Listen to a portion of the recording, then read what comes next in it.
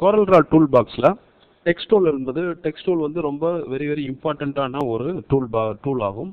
இது வந்து ரெண்டு விதமான மெத்தடில் நமக்கு வந்து ஃபார்மேட்டில் டைப் பண்ண முடியும். ஃபர்ஸ்ட் ஃபார்மேட் வந்து கேரக்டர் ஃபார்மேட். கேரக்டர் ஃபார்மேட்ன்றது வந்து டைரெக்டாக ஸ்க்ரீனில் கிளிக் பண்ணிவிட்டு நீங்கள் வந்து டைப் பண்ண முடியும்.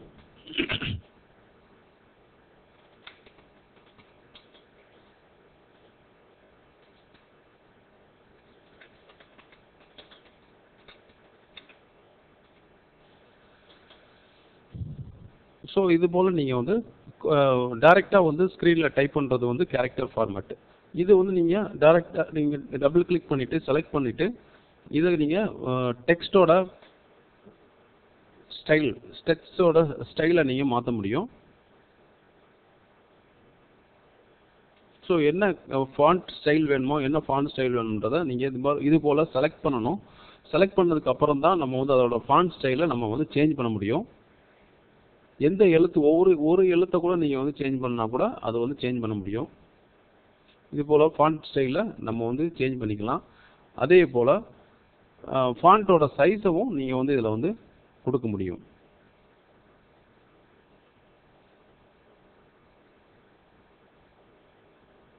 ஸோ டெக்ஸ்ட் டூல் செலக்ட் பண்ணோடனே உங்களுக்கு வந்து டெக்ஸ்ட் டூல் செலக்ட் பண்ணோடனே மேலே வந்து வரக்கூடிய இந்த ப்ராப்பர்ட்டிஸ் பாரில் தான் எல்லாமே இருக்குது. இதை வந்து நீங்கள் கவனமாக பார்த்துட்டு இதை வந்து நீங்கள் செலக்ட் பண்ணி எடுக்க முடியும். இப்போது ஸ்டைல், டெக்ஸ்டோட ஸ்டைல், ஃபாண்ட்டோட சைஸ், அதன் பிறகு பார்த்தீங்கன்னா ஒரு ஃபாண்ட்டுக்கு கொடுக்கக்கூடிய போல்டு கொடுக்கலாம், bold letter, italic and underline, இது போல் எது வேணாலும் கொடுத்துக்கலாம். இப்போ எல்லா லெட்டர்ஸும் செலக்ட் பண்ணிட்டு ஒரே ஃபாண்ட் ஸ்டைல் நான் கொண்டு வந்துடுறேன். இப்போ இதுக்கு அலைன்மெண்ட்டும் ஃபாண்ட்டோட சைஸும் நான் டிஃபால்ட்டாக ஒரே ஃபாண்ட் ஸ்டைலில் ஒரே 10 வந்து ஒரே ஃபாண்ட் ஸ்டைலில் வச்சுக்கிறோம். போல்டு, இட்டாலிக் அண்ட் அண்டர்லைன் இது ஃபுல்லாக நம்ம கொடுக்க முடியும். அதுக்கப்புறம் பார்த்தீங்கன்னா அலைன்மெண்ட்டில் லெஃப்ட் அலைன்மெண்ட்டில் இப்போ இருக்குது. இது சென்ட்ரல் அலைன்மெண்ட். லெஃப்ட் அலைன்மெண்ட்னா என்னென்னா, லெஃப்ட் அலைன்மெண்ட்டில் இது போல் லெஃப்டில் அலைனாக இருக்கும். சி அண்ட் டி என்ற லெட்டர்ஸ் பார்த்தீங்கன்னா ஒரே லெஃப்ட் அலைன்மெண்ட்டில் இருக்குது. இப்போது அதே மாதிரி சென்ட்ரல் அலைன்மெண்ட் கொடுத்தீங்கன்னா இந்த டெக்ஸ்ட் எந்த அளவுக்கு CorelDRAW லெட்டர்ஸ்க்கும் அந்த டெக்ஸ்ட் டூல் இருக்கும் லெட்டர்ஸ்க்கும் சென்ட்ரல் அலைன்மெண்ட் ஆகக்கூடியது. அதுக்கப்புறம் ரைட் அலைன்மெண்ட், அதுக்கப்புறம் ஃபுல் ஜஸ்டிஃபை.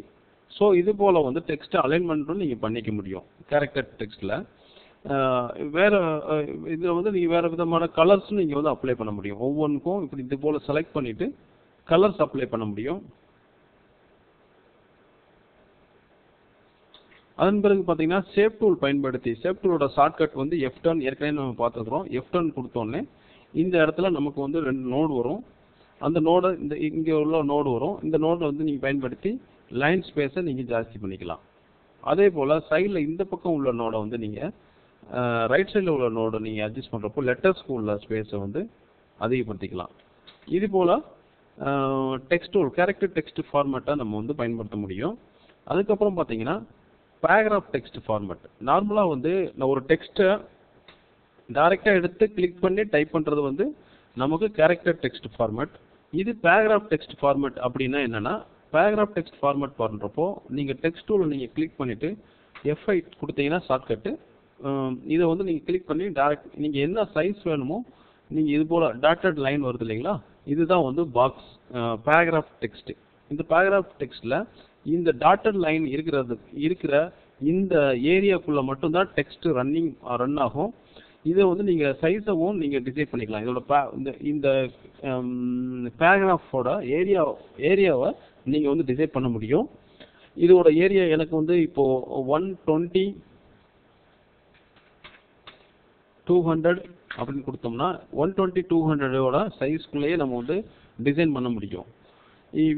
இது போல டிசைனிங் வந்து நம்ம டிசைன் பண்ணும்போது கேட்லாக், ப்ரௌச்சர்ஸ், மற்ற ரன்னிங் டெக்ஸ்ட் உள்ள ஃபார்மேட் உள்ள டிசைன் பண்ணுறப்போ இது போல் மெஷர்மெண்ட் கொடுத்து நமக்கு பண்ணும்போது இது ரொம்ப யூஸ்ஃபுல்லாக இருக்கும். இப்போ பேராகிராஃப் டெக்ஸ்ட்டில் நான் இப்போ டைப் பண்ணுறேன்.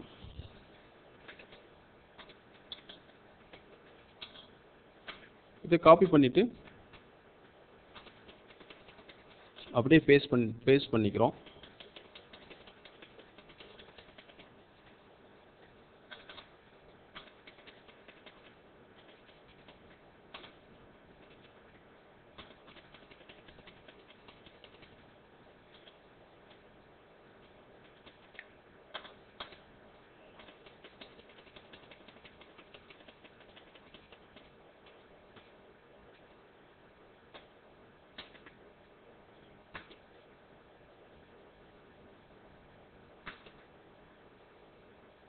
இது போல் பேராகிராஃப் டெக்ஸ்ட் ஃபுல்லாக இப்போ வந்து டெக்ஸ்ட்டு வந்து நம்ம ஃப்ளோ பண்ணியாச்சு.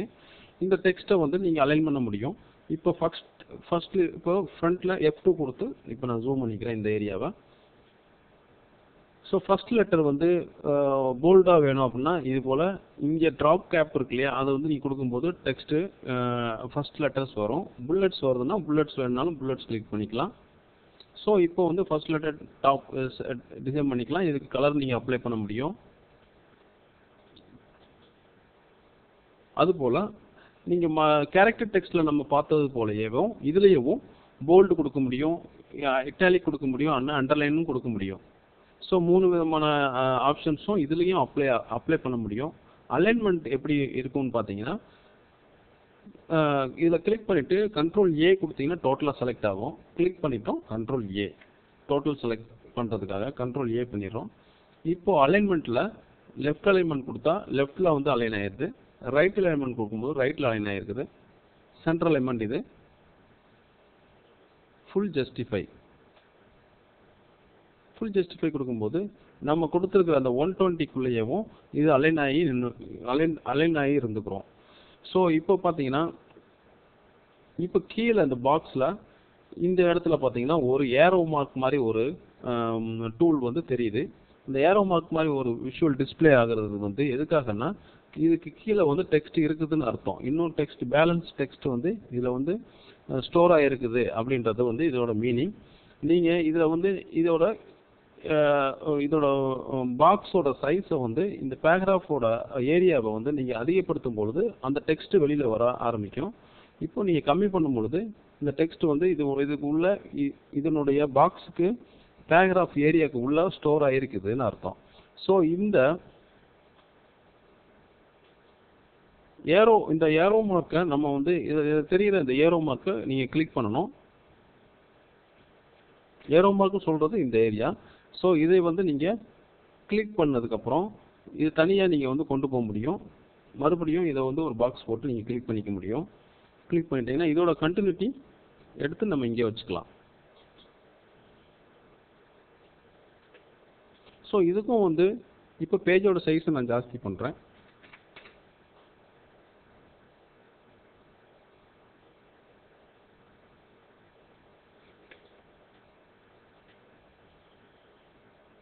பேஜோட சைஸ் ஜாஸ்தி பண்ணுறோம். இப்போ இதுக்கும் இப்போ ரெண்டு பாக்ஸ்க்கும் லிங்க் இருக்கும்.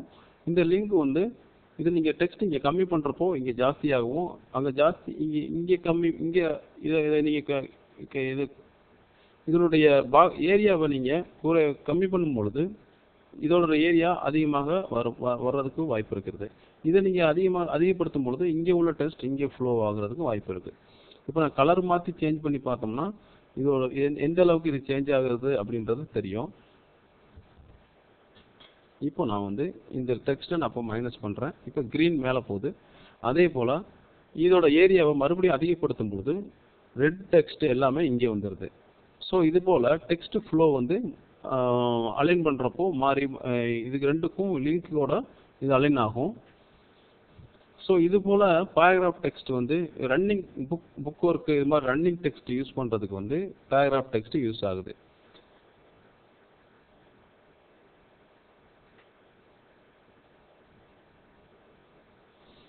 அது மட்டும் இல்லாமல் மேலே வந்து நமக்கு வந்து இது பேராகிராஃப் டெக்ஸ்ட் நம்ம பண்ணுறப்போ இதுக்கு மேலே வந்து இதோட மேலே டாப் பொசிஷனில் பார்த்தீங்கன்னா எல் அப்படின்ற ஷேப் தெரியுது. இது வந்து டேப் செட்டிங் சொல்லுவோம். இந்த டேப் செட்டிங் எதுக்காக பயன்படுதுன்றதை டேப் டூலில் நம்ம வந்து பார்க்கலாம். டேபிள் டூலில் வந்து நம்ம பார்க்க முடியும். டேபிள் டூல் இங்கே இருக்குது. அடுத்து நெக்ஸ்ட் டூல் வந்து டேபிள் டூல். அந்த டூல் பார்க்கும்போது இதோட டேப் செட்டிங் வந்து எந்த அளவுக்கு நம்ம பண்ண முடியும் அப்படின்றத இந்த கிளாஸில் டேபிள் டூல் செட்டிங்கில் பார்க்க முடியும்.